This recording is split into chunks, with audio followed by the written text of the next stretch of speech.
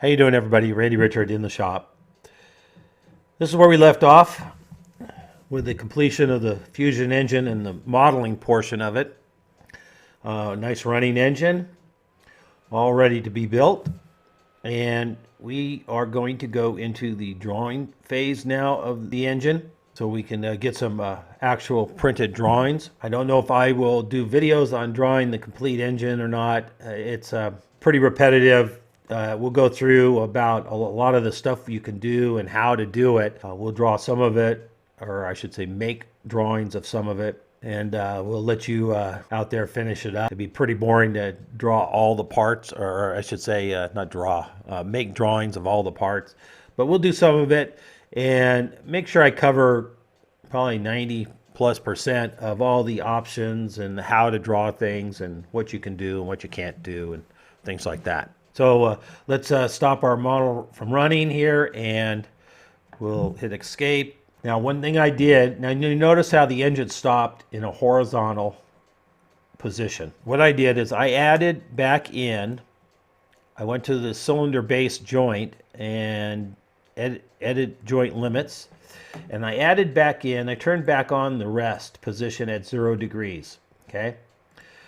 And then what that does is it stops the engine whenever you move it and let go, or from the animation, it will stop this in a nice horizontal parallel position to the base. Because when you start doing the drawings parts, it's going to take this picture you see here, or the model you see right there, and insert that into the drawings to start taking parts and making the drawings and the position that they're in. If this is at an angle, it's going to insert that at an angle.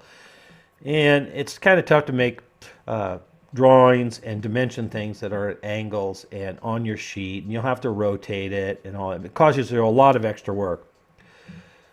So you want to make sure when you're doing paper drawings that this is in a position in which you can make those drawings easy for you. So that's why I added the rest position to the animation, so I know it's going to stop at 0 degrees, and that's the picture I want to use.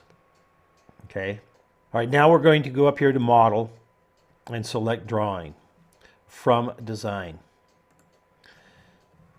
So we're going to produce drawings from the design of what we have here, our model. And we're going to use the full assembly. That's what's checked. We're not going to just take one part of it, because we're going to end up making parts, many parts here, separate drawings for. So we'll take the full assembly, create new, only choice, from scratch, or browse. Well, for a template. I have not made a template for this one, so we're just going to go from scratch. We'll use ASME standards. You can also choose ISO. Units are going to be inches. And we're going to choose the 11 by 8.5. You have all these options on sheet size. So we'll use the A size, and that's a landscape size.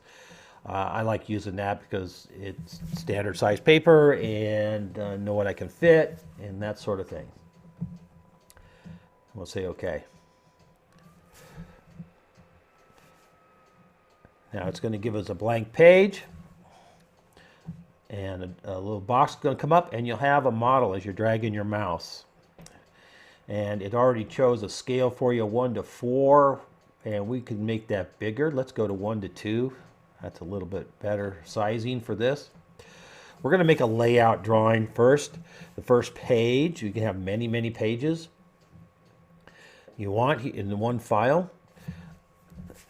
So we're going to make this the layout page, and we'll just show the engine. But what we're going to start with, instead of the front, we're going to choose a different view. We'll go to the right. We'll go to the side view. That looks a little better, and that looks like a good size. Now, you have different options and styles: visible edges, visible and hidden edges, shaded, that's visible only, and then shaded with hidden edges. We're going to start with just the visible edges. And we've already chose our scale, size. And down here we have a couple other options. Tangent edges at full length, so that it will put the tangent lines where the side meets the curve and put a line. So that's a full length line or a shortened line or no lines. We'll choose no lines for now. And we won't be doing interference edges and thread edges. We'll leave those out for this. This is just a layout. And we're just going to position it and then do a right or a left click. And we'll lock it down and say OK. And there it placed our drawing, right? And now if you just move your mouse over it, it selects that drawing. If I wanted to move it, I can just click on it, grab the little gray square, and I can move it around wherever I want it on the sheet. But for this one, let's just leave it right here in the middle. And you just click away and you lose a selection. Now there's a lot of options here we have to do, right? Now we have up here in the drawing view area, we have 4 different icons, and here's the same icons down here: base view, projected view, section view, detail view. What we just did was a base view. It takes the whole model and you can put it on the drawing, right? Then we're going to do projected views. We're just going to, we selected projected views. We're going to click on that and get a selection. And as I drag my mouse around, I get all these different views. So let's just go straight over here, do an end view, the other end, a top view, a bottom view. And I want to have like an orthogonal type view or ISO view, however you'd like to call it. But let's, I want that view there, because down here I don't want the bottom. I don't want to see the bottom or the bottom, you know. I think I'll use this one. And so I'm just going to click up here and get that view. And now I'm going to say enter. And it's going to calculate a bunch of stuff. My computer's kind of slow. There we go. And then this view up here is off the page, so we're going to select it and drag it and drop it down in this corner here, out of the way.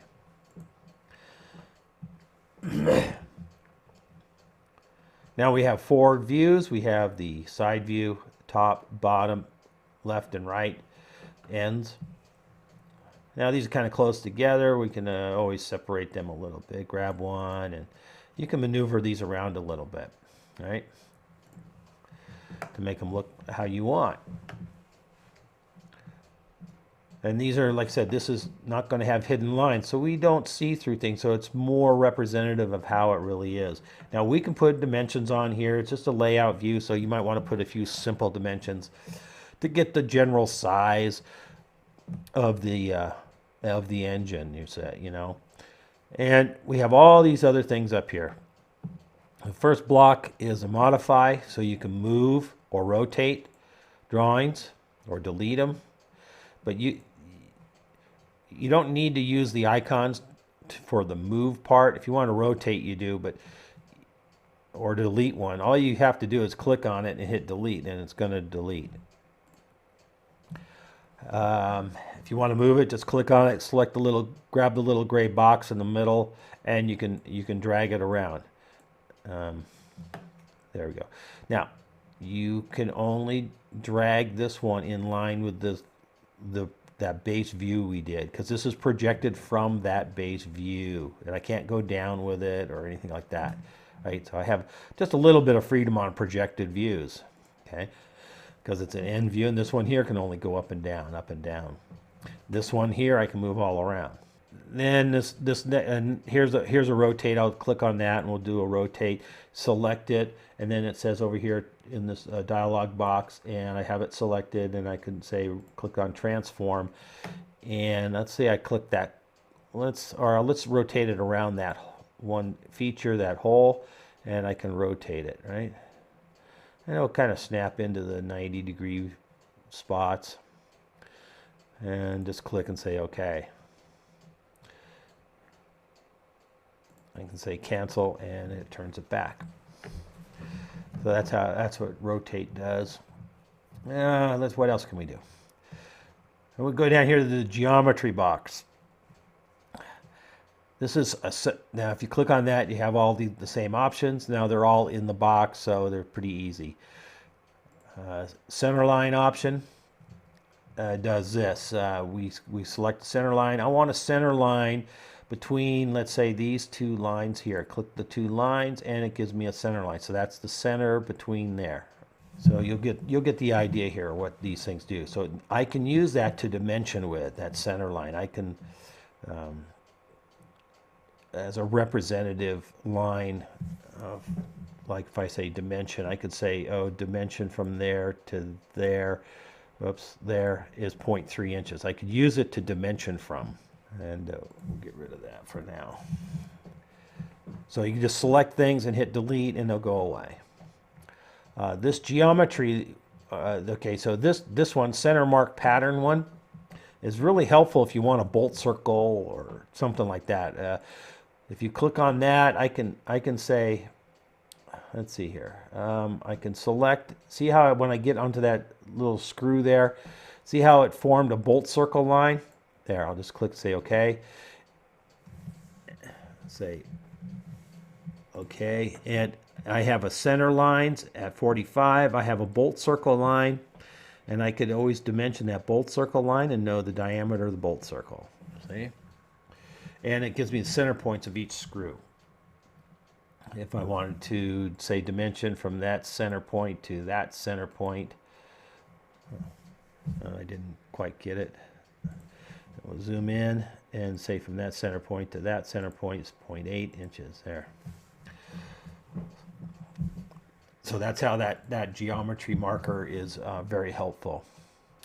The angle extension line one, if you want to do that one, you can say this, select these two here, they're at an angle, and I should be able to get the, that's this one and that one there. See how they're not forming that point. So there it comes off and it forms the extension lines. And then I could always dimension that and say what's the angle between those, 60 degrees, see? If I wanted to have those extension lines. And then the next one is center mark lines, and those are really useful on holes or circles that I just got to click on them and I get the center marks, which I can then dimension from. So dimension from the center there over to here is 0.23 inches. Right? Okay, so these are all the geometry markers are just helpful things to help you dimension your drawings. I'm going to talk about dimensions last here. We'll go down here to text. You can just put in some standard text if you want. Text, draw a circle or square, and type in what you want and just say, end view, right? And you can change the font, the size, bold, italics, or underline, and justification and symbols, what symbols you might want to be using and such like that. Say OK, and then you just double click it and get it back to edit it or delete it and such. Or there and grab the little square, you can move. It's kind of funky to move sometimes there when it jumps around. Yeah, there. Get it so it's centered better. Then you have text with leader right there. Click on that and I can say, I could just click that edge, have a leader, and I can say flywheel.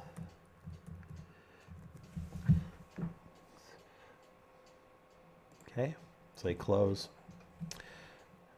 Things like that. So that is very helpful. I use this a lot.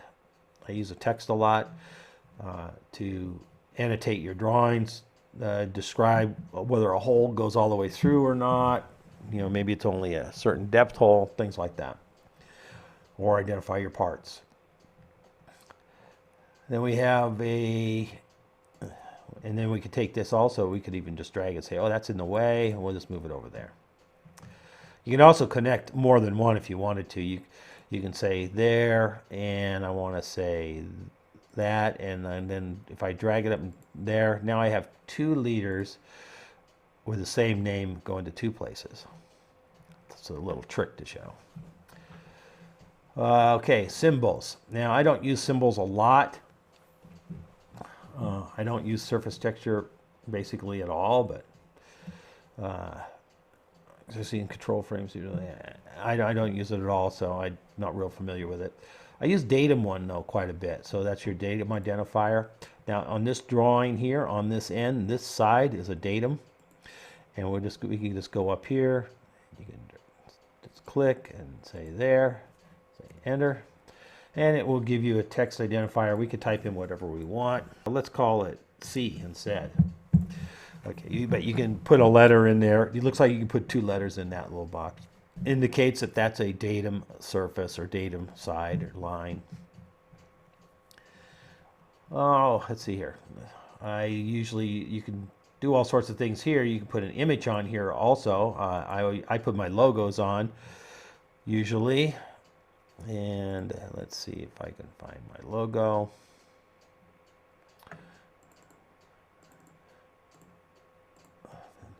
And I stick it in this little box right here, which is kind of nice, and I know the position and I know the size I want it to be already. I've done this a lot, and there we go. Now I have my logo placed on the drawing. Tables. I don't use this stuff here too much. I use tables every once in a while. Tables, if I want to put a table on here where I could list the part numbers or names or materials or the size of materials you need, you could put that in there like that, right? There, and let me get rid of. I'm going to get rid of this view. I'll just select that, get rid of it, and so now we have a parts list already, and it even gave them item numbers: the base, the cylinder, the fusion, piston assembly, and the crankshaft assembly, because that's my 4 main things over here, right? Okay, so those are just some quick stuff here. Then you can output your drawing here, all the sheets, or you can choose one of the other sheets you might have. We'll have more than one sheet. Output it, open a PDF. Now, mine opens up Adobe Reader is what I have set on my computer. So if I want to output it, I'll say OK, and I'll be able to save it and give it a title, put it somewhere on the computer. We'll go to Documents, Fusion 360. We'll just say Untitled, say Save. I already have one there. Say overwrite it. And what it's going to do is open up Adobe Reader, and there's my piece of paper I can print or view or whatever you want. And in the shop, I have a computer set up with a monitor near the lathe milling machine, and I can put this drawing, a PDF drawing up, and what I do is I make it full size and on the screen like this, and I can read it and work off of it right there on the screen, which is pretty handy. I don't have to have a piece of paper floating around. Okay, so there's your output. All right, so we've kind of started here. We got a layout. We could put text on. I showed you all that stuff, and of course we could always dimension things. Dimensioning, there's all sorts of options. The first one, when you hit D, has a shortcut, is kind of an automatic dimensioning. It will figure out what kind of specific dimension is needed. It works. Most of the time it works really well, but every once in a while you get into an instance where you just can't get it to do, let's say, a linear dimension. It wants to maybe keep doing a line dimension. So in those cases, choose one of these specific things and say, I want a linear dimension here, and that's all I want to do. And then you can put that in. Or an aligned dimension, angular, radius, and diameters. Those are what dimension does, those 5 there. Like I said, or you can pick the separate one. Now, I did a short tip video on ordinate dimensioning and baseline dimensioning already. Using manual machines in the shop, Ordinate and baseline dimensions are very, very helpful, especially when you're doing a bunch of patterning work or just laying out holes on something where you need to transfer it using a DRO. So in the home shop, those two dimensioning features are very, very helpful. I'll try to use some of that making the drawings here for this. And then there's chain dimensioning also. And you can do dimension breaks, okay, where you want to have a dimension go over another dimension line. You can have it put a break in the line. Okay, so let's we'll choose automatic dimensioning, which is pretty easy. I can just click that line and say boom, 3 inches, and I can drag that dimension to wherever I would like to have it want to set it, right? But you can see how it keeps changing. That's what the automatic dimensioning does. So you got to make sure you get the right thing when you're in automatic mode. You know, you can click the corners, not just the line if you want, and there, and use that corners. Now, in this case here, it's automatically choosing how many units to put. You know, if you want to change that unit and double click on it, you can get your dimensional precision and say, I want that one to be 3 units or 3 decimal points for more precision. You can add alternate units and say, oh, I want inches and millimeters. And then you can change the dimensional precision of that one even. Okay. So you can use symbols, of course, for diameter and things like that. And then you can also add tolerances to your dimensions. I have none on there. You can say symmetrical deviation or limits. Let's go with symmetrical here, and 1/10,000th of an inch dimension. So it's going to be a plus or minus. That's fine. You have other representations of how you want to see that stuff. And you have inspection type you can have, whether it's a round or angular and such. Say close. So now we have tolerance on there, and we have alternate units, plus and minus. Okay. So yeah, I think you're getting the idea here of all these things we could do. Now down here, it automatically filled some of these things in. We can say, oh, that was good. Project was a Fusion engine. Now that project came from over here, Fusion engine, right? Your projects, okay? Fusion engine. That's where that came from. Title came from Fusion engine, from part of the title of everything, because that's my title on the model, right? So model is Fusion engine down here. Whoops, keep doing that. Then down here it has my name and the date, today's date, and we have the scale. Now I can change some of this stuff. You can edit almost all of this here. Well, you can't edit all of this, and I can put in my own date, and there's a little block comes up and say okay. A scale factor. Now I should be able to change that because we went. No, I think we put it in at 1 to 2. We already did that, but we could change it. If we had changed the scale and this didn't change, we could edit that, and then you can fill out all this other stuff if you wanted. And say okay. All right, so let's go to the next page. We're going to add a page, and we're going to dimension the base. And we're just going to do one part on this drawing because the base is kind of a big piece. So we're going to go up here to Drawings, Base View,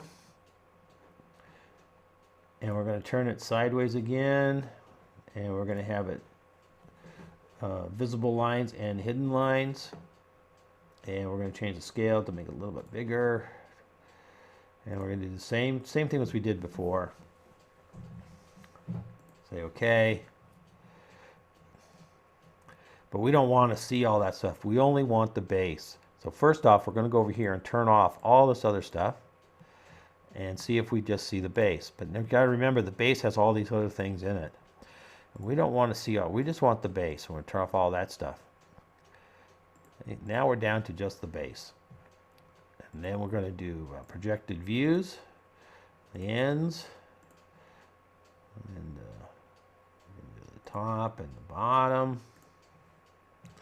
And we could even do the we can even do the projected view again. We're going to take that projected view down here. But let's say we want a more solid looking view down here of what is represented. You could even have it shaded. So now that's really what our part looks like as a reference. Let's move this one down a little tiny bit.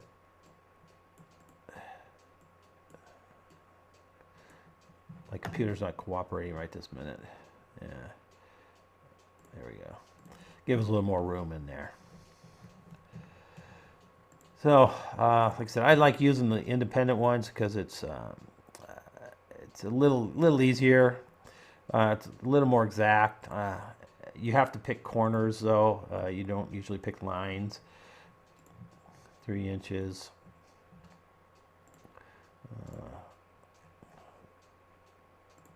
There to there.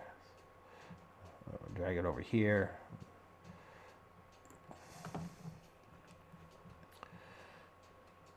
And when you're doing a lot of some of this stuff, we can use the automatic dimensioning. It's just fine.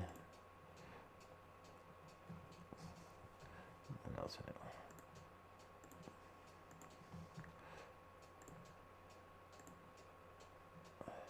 Just make sure it does what you want it to do.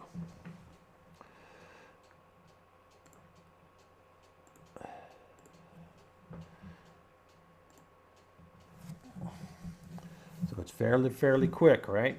And then like we ought to have center marks on those end holes so we can dimension that. And this is our reference surface, like I was saying before. So we'll do that. And we'll also want to put that reference mark on here. Yeah, we can run it way up here if we want. Say A, that's fine.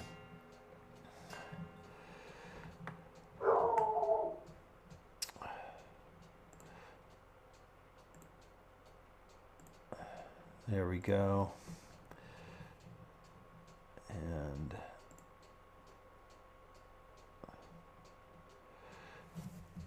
let's see here.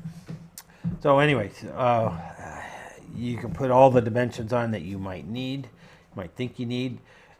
Here's a little tricky one right here is the angle of those ports. You can see that there's the hole that's drilled there that has represented by those lines. Well, those are very hard to get represented. How am I going to draw that, or am I even going to do anything with that? We could let's see here. Let's do angular dimension. I could select that and select it from the face. That would give me a representative angle there, or that way, or I could angle dimension. I could say I could select these two lines, and what's their total? 60 degrees. See, that way. I could also put center lines. Click those two lines like that and have a center line. See? Let's see here. And then I don't know if I can do this or not. Linear dimension. I don't think it will pick up the intersection where those lines are. No, it won't. Let's see, but you could do, of course, you could do angular dimension then on those two lines if you wanted. See, it's going to be still going to be 60 degrees. Okay.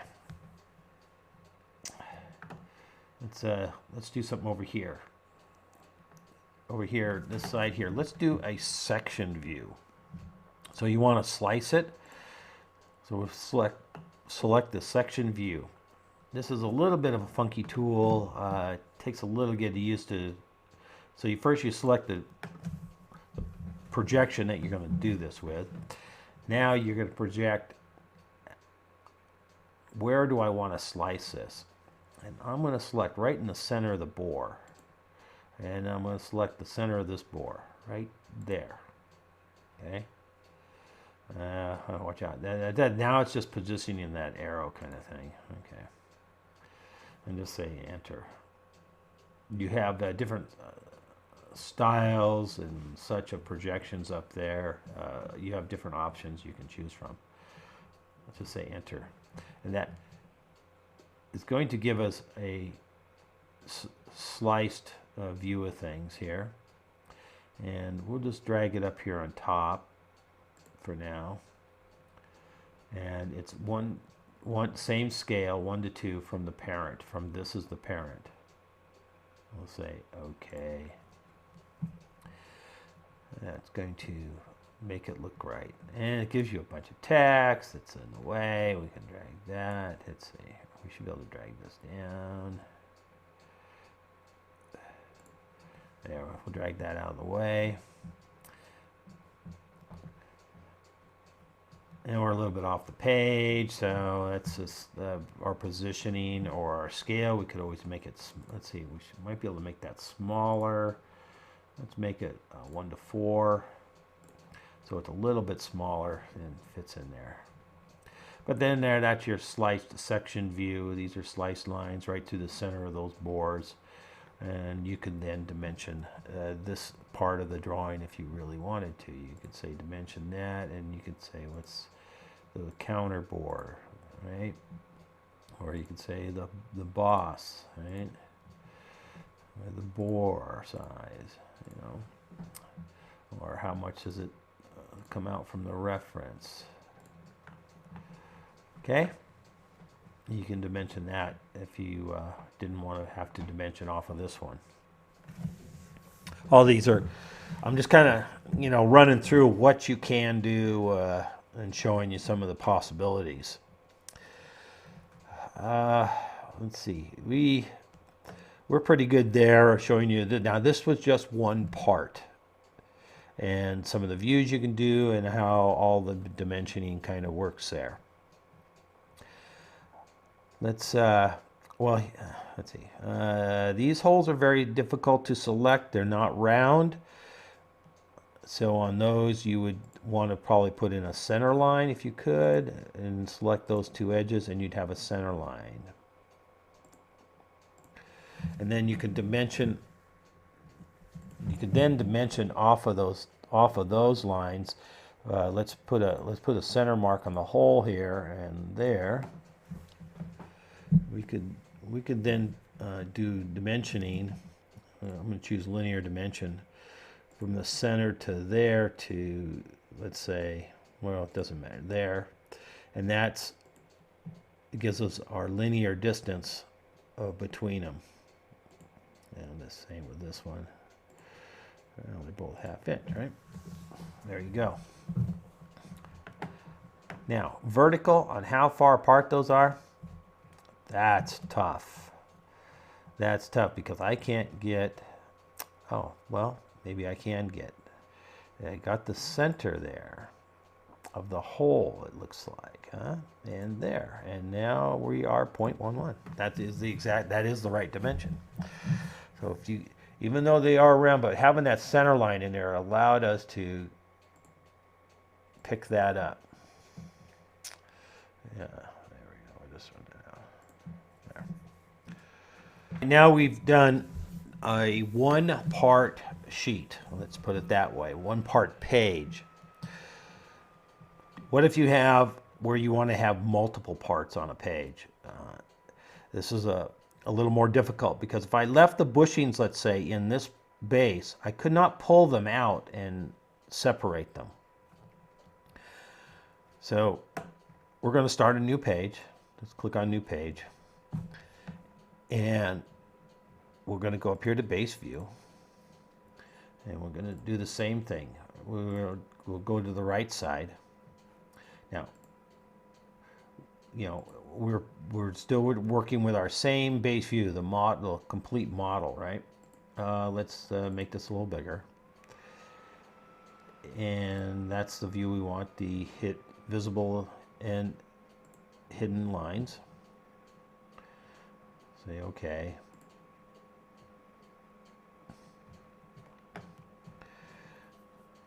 And we're going to have, let's do something with multiple parts, right?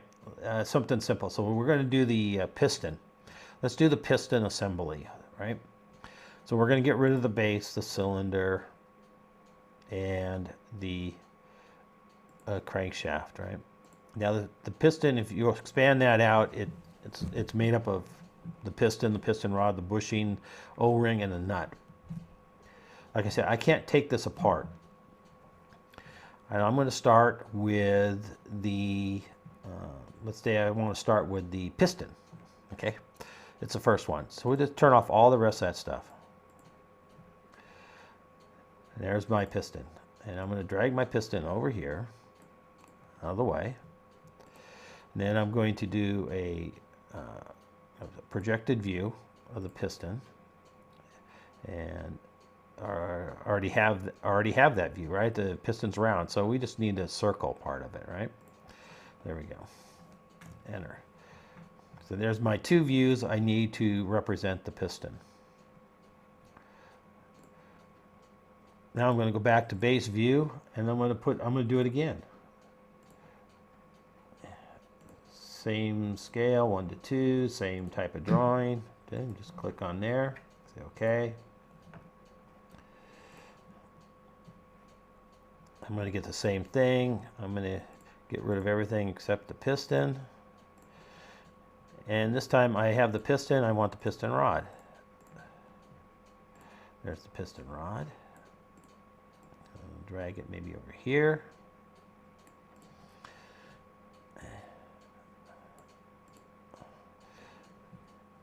And then I can make projected views of it. Right? Now that's the sideways view. Right? And I should have at least one end view, I guess, to represent the head. I don't need really that view. Say enter. There we go. Now I have my piston rod.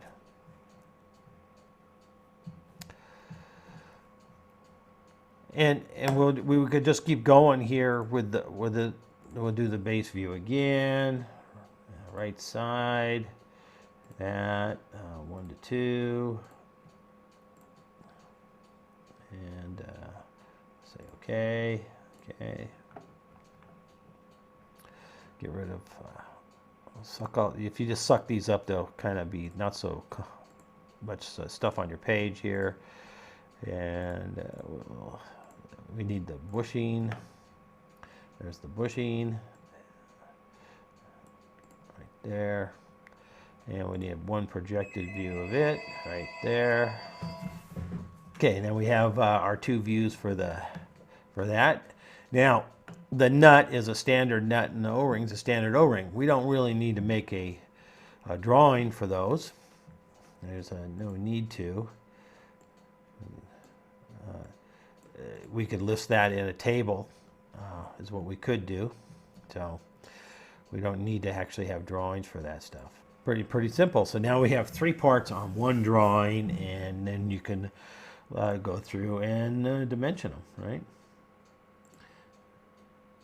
And get the length of that one, like that. We can get the, we'll go down here, we'll do the diameters on this, there, and there. Okay, we can do the diameter of that bore. There. Oops. I forgot to move that, I guess, out here.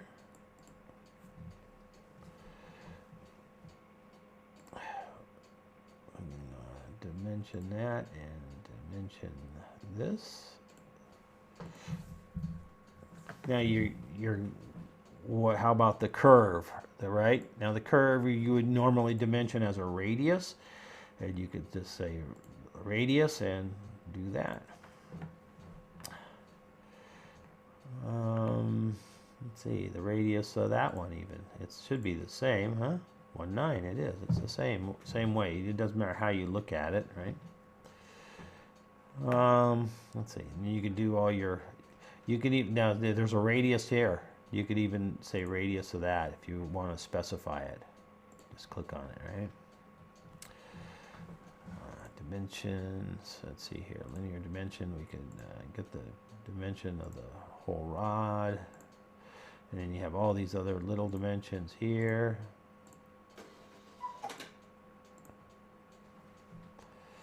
And that one did not do what I wanted to do, but no, let's see here. So those said they're the same, which they're really not. So let's do this. Sometimes you can just change your units a little bit and just see if, make sure that that is the case. It picked up the same one, so delete that. So just zoom in a little bit more, and you can make sure you get the right point there. There you go, and that's what it is. It's 1.3.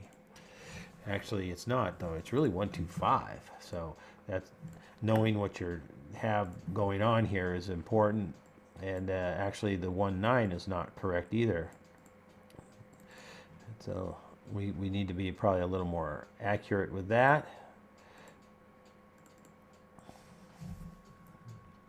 Just double click it, and we need, it's 1.875, right? It's 3/16.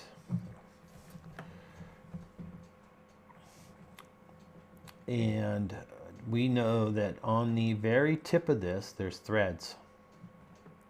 Now, threads, this program will not automatically designate a thread for you. If you use Autodesk Inventor, you can click on a thread and it actually will spec out the thread. Here, it won't do that. So the best thing to do is to your text leader, and you click on that, let's say, and you would specify it out, thread. And it's, I think this was a number 540 thread. And say, okay, you can specify what thread is on there, or what other details you want about that little end. More, we have all these diameters here on this one.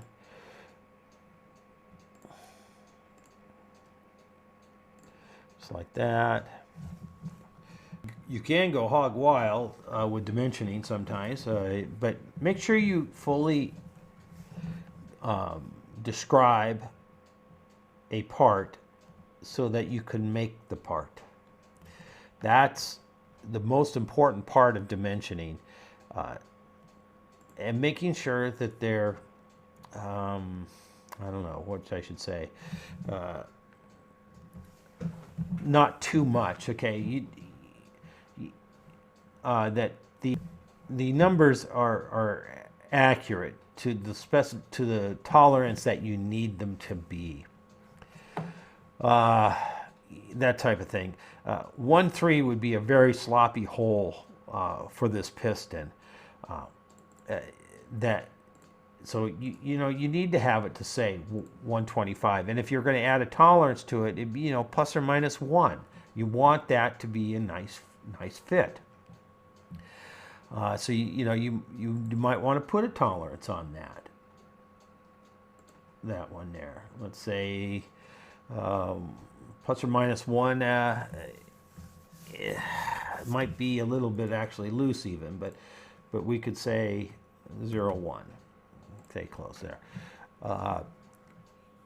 And this is where tolerances make a difference. So if you had this shoulder up here at plus or minus 1, if I was minus 1, 124, and I was plus 1, I was 126 here, that'd be a 2/1000 fit. And on something that small, that'd be pretty tight fit on there. So you have to you know, you have to think about these things. Let's see here, what else? So on this one, you could say +1 - 0, maybe on this one. It wouldn't be symmetrical, right?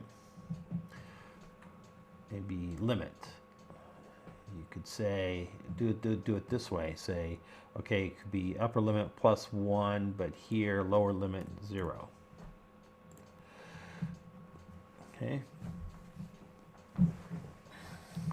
that sort of thing.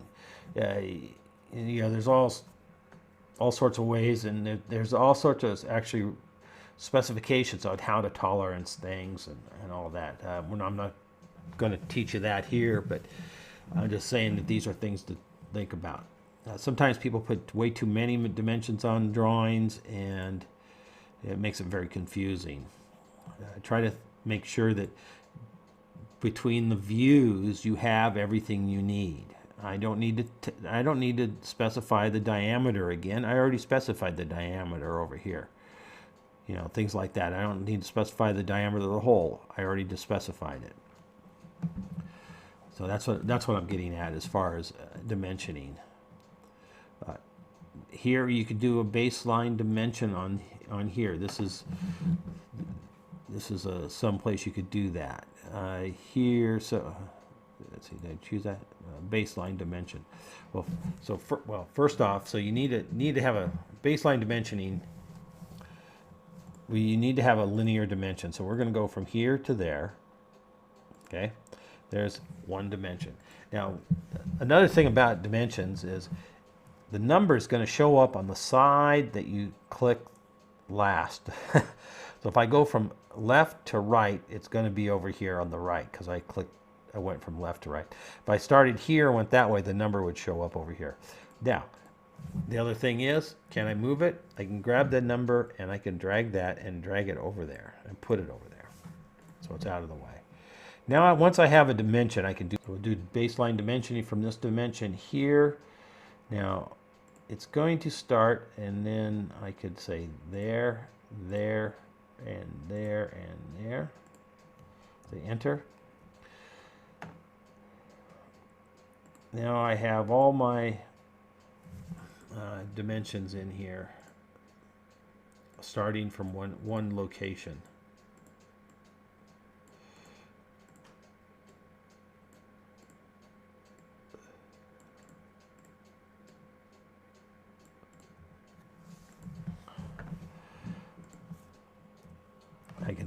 I'll delete that one.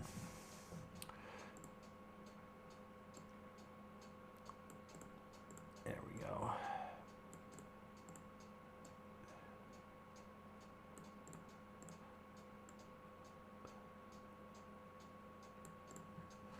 There we go. So now we have our bases from the tip working our way out. I don't have the complete piston rod assembly, so let's do this. Let's add another base view, right?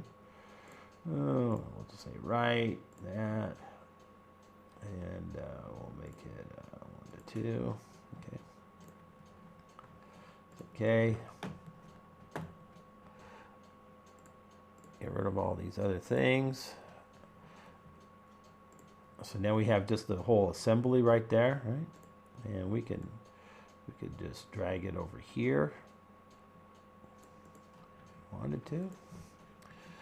Now we're going to do a table. Let's go to table and select that one. Select this, and we'll just snap our table in there. And it's going to give me all the parts that were on here, and everything is up here. We could actually put numbers on the stuff up here. And it listed our nut and our O-ring, and there's our parts list. These are a lot of features here to show today.